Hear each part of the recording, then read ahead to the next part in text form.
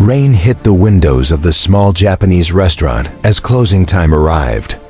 Inside, Marcus, a young black waiter, was wiping the last table. The place was silent, only the soft sound of rain filling the room. He checked the clock. Everyone had already gone home.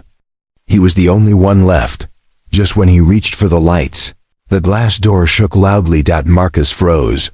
The door slowly opened, and a woman stepped inside, almost falling. She was wearing a beautiful silk kimono, soaked in rain. Her hair was messy, and her eyes looked tired and scared. She held the wall to balance herself. Marcus rushed toward her. "Ma'am, are you okay?" She lifted her head. Her lips trembled. "Please, help me," she whispered. Marcus noticed something strange. Her steps were uneven. She looked drunk, but her fear seemed real, too real. He guided her to a chair. "Sit here. I will bring water." When he returned, she grabbed his wrist suddenly. Her cold hand shook. "No. Don't leave me alone. They might come." Marcus felt a chill. "Who will come?" She looked toward the door, as if someone was watching. "They were following me. I escaped. But they know." Outside, a black luxury car slowed near the restaurant. Its tinted windows rolled down slightly. A camera flash lit up for a second. Then the car sped away into the dark street. Marcus saw the flash but tried to stay calm. "You need help." "Should I call police?" "No police." She almost cried. "I don't know who I can trust. Please. Just help me get home." Marcus took a deep breath. Something dangerous was going on, but he couldn't leave her alone in this condition. She looked at him with desperate eyes, begging for safety. He checked the small card on her bag. His own eyes widened. Name: Yumi Sato. Occupation: billionaire investor. Owner of Sato Restaurant Group. Marcus stepped back in shock. What was a billionaire doing alone, in the rain, scared, at closing time? Before he could ask, her body suddenly leaned sideways. Marcus caught her before she hit the floor. Her pulse was weak. Whatever was in her system was not normal alcohol. She whispered again, faintly, "You're the only one here. Please don't leave me." Marcus hesitated only for a moment. Then he helped her stand, took an umbrella, locked the restaurant, and guided her outside. The street was dark, empty, and silent, except for the storm. But behind them, someone watched from a distance. A tiny red light blinked, like a recording device. Marcus didn't notice. He just held the umbrella above Yumi and walked with her carefully toward the main road.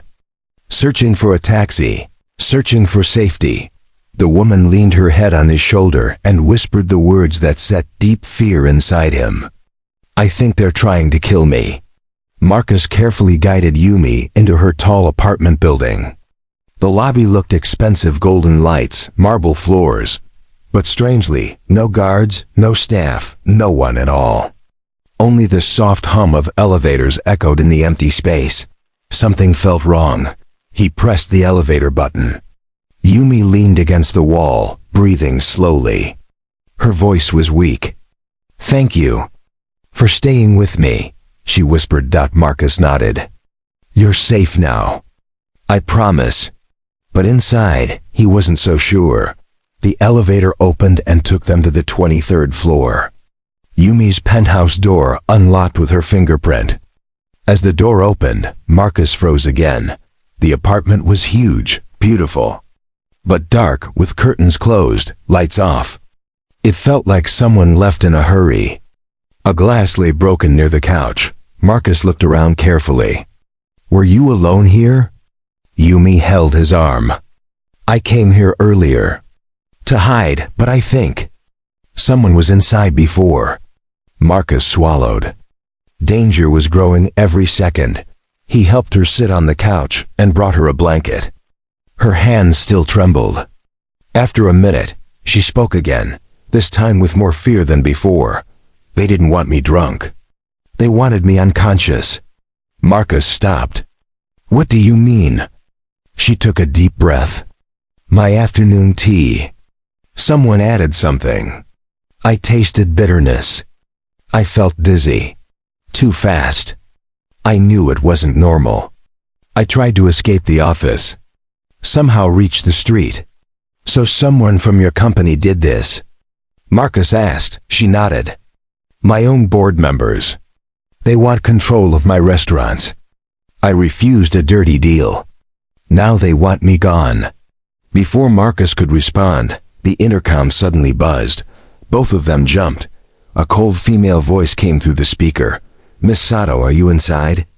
We need to talk. Open the door. Yumi's face turned white. She grabbed Marcus's hand tightly. That's her. One of the board members. She can't know I'm here. Marcus walked silently to the door and checked the small screen. A woman in a business suit stood there, eyes sharp, scanning the hallway. She looked angry and dangerous. Marcus turned off the screen and lights. Stay quiet, he whispered. Yumi hid behind the kitchen island, knees shaking. The woman knocked harder. I know you're inside. Open the door, Miss Sato. Marcus stayed still, listening to every sound. After a long minute, the knocking stopped. The hallway became silent, but before leaving, the woman leaned closer to the camera and whispered, If you think you can hide, you're wrong. She walked away. Yumi began to cry softly. They won't stop, Marcus. They will come again. Marcus sat beside her, calming her. No one is hurting you tonight. Not while I'm here. Her eyes softened for a moment. You're the only person who looked at me without wanting something. Marcus didn't know what to say. But then he found something on the table, an envelope with his name on it. His heart froze.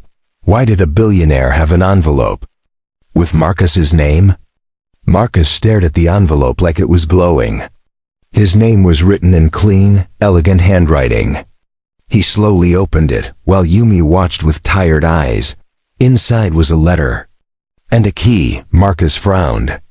What is this? Yumi gave a weak smile. I was planning to tell you weeks ago, but everything happened too fast. Marcus unfolded the letter and read the short message. For the man who reminds me of true kindness. He looked at her in confusion. Why my name? Why do you even know me? Yumi leaned back on the couch, her breathing calmer now. Months ago, before all this trouble, I visited your restaurant. Not as an owner. Just as a customer.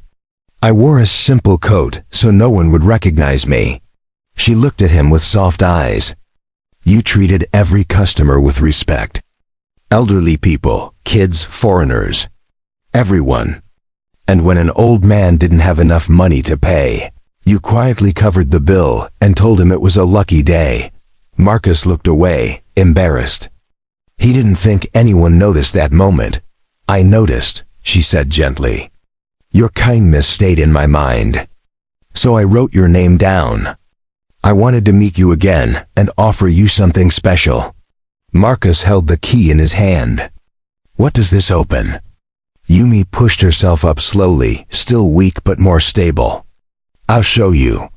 She guided him out of the penthouse. The storm had stopped, leaving the night quiet and clean. They took the elevator and stepped outside to a small black car waiting in the dark street. Marcus helped her in, and they drove for 15 minutes through sleeping Tokyo. Finally, the car stopped near a narrow street filled with paper lanterns.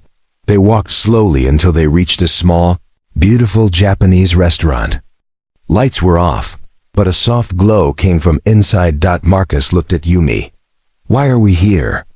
She touched the door gently. This was my mother's old restaurant. She dreamed of giving it to someone with a pure heart. Marcus felt warmth in his chest. Yumi took a deep breath and looked him straight in the eyes. You saved my life tonight. Not just from danger, but from loneliness, from fear. You stayed when you didn't have to. Marcus stepped back, confused. I just did what anyone should do. No, she said softly. Most people would have walked away. She handed him the key again, closing his fingers around it. "Marcus, this restaurant is yours now." He froze. "What? No. I can't accept something like this." "You can," she insisted. "Because you earned it long before tonight. You showed my mother's values better than anyone in my company." Tears filled Marcus's eyes, though he tried to hide them. I don't know what to say." Yumi bowed deeply, her voice steady and full of trust. "Please take care of it.